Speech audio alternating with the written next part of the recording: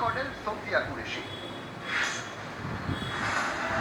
শরীরে বীরের রক্ত, দাদু ছিলেন ভারতীয় সেনায় সামরিক যোগাযোগ ও ইলেকট্রনিক্স অভিযান সহায়ক শাখার সিগন্যাল কর্পসের অন্যতম শীর্ষ অফিসার সোফিয়া কুরেশি।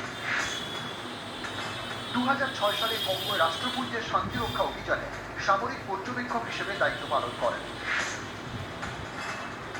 2016 সালে 18টি দেশের সামনে প্রথম মহিলা হিসেবে ভারতের সামরিক মহড়ায় নেতৃত্ব দেন। পুনের ওই সামরিক মহড়া ছিল ভারতের আয়োজিত সবচেয়ে বড় সামরিক মহড়া। আর কোনো দেশের মহিলা ওই দিন নেতৃত্ব দেন। ভারতের হয়ে নেতৃত্বে ছিলেন সোফিয়া কুরেশি।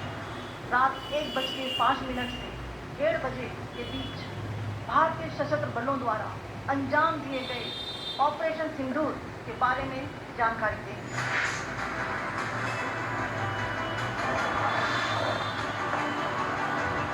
কর্নেল সোফিয়া কুরেশির সঙ্গে এক মঞ্চে উইং কমান্ডার বমিকা সিং। বমিকা মানে আকাশ কন্যা, ইনি সত্যি আকাশ কন্যা। বায়ুসেনার উইং কমান্ডার, একসময় এনসিসিতে ছিলেন।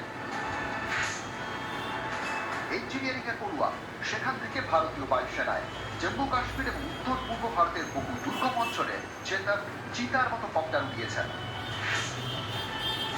2020 সালে অরুণাচল প্রদেশের ভূমিধসের উদ্ধার কার্যে গুরুত্বপূর্ণ ভূমিকা নেন বমিকা সিং।